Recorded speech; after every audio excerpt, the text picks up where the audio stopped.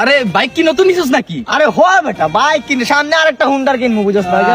আমি তো বেটা একটা এয়ারপোর্ট কিনছি। এয়ারপোর্ট? এয়ারপোর্ট হ্যাঁ মানে বুঝলাম না কিছু। আরে এরকম না বুঝে কি- ফাইজলামি করো, এয়ারপোর্ট তুই কিনা নিবি বেটা? ধর, তোর কি মনে হয় আমি কি একটা এয়ারপোর্ট কিনতে পারবো না?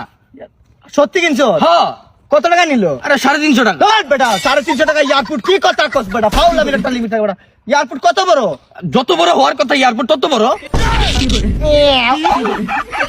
350 টাকা এয়ারপোর্ট দিয়া দিব? কোন বলদ দিব রে 350 টাকা তোর এয়ারপোর্ট? আরে বেটা এভেলেবেল মানছে কিনতে, তুই কিনবি এয়ারপোর্ট? এয়ারপোর্টটা কত বড়? সেন্টিমিটার কত সেন্টিমিটার? আরে কত সেন্টিমিটার আর কত ভাই, যত বড় এয়ারপোর্ট থাকার কথা এত বড়ই। কি বলছ আমরা বুঝতাছি না। এয়ারপোর্টে প্লেন প্লেন ল্যান্ড করে? আরে প্লেন ল্যান্ড করতে যাইবে কি এই এয়ারপোর্টের মধ্যে? কি প্লেন ল্যান্ড করবো?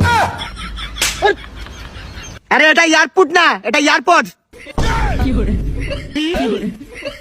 ফাউল করতে গেলে 350 টাকা এয়ারপোর্ট না নিয়ে নিচ্ছে।